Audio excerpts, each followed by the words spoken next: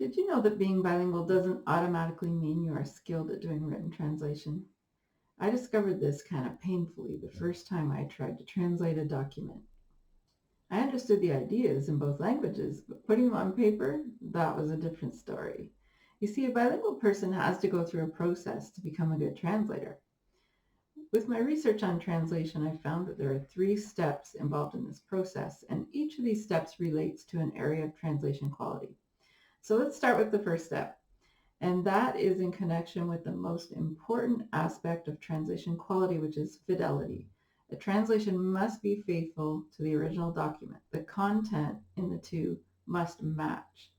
So step number 1 in becoming a translator is to learn to make connections between the 2 languages.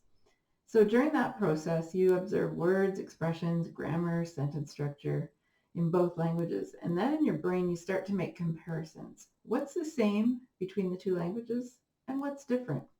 So as an example, when we compare adjectives in English and French, we see that in English, an adjective usually goes before the noun. So we would say a red house. But in French, for example, an adjective usually goes after the noun, une maison rouge, a house red. And when we compare verbs in English and Spanish, we see that in English, we generally have to use the subject before the verb. I speak Spanish. But in Spanish, often you can omit the subject before the verb. You can just say, hablo español, speak Spanish. And because of the verb conjugation, you know that it means I. So I know that immersion in the language is really helpful. It helps you get past your nervousness about speaking the language.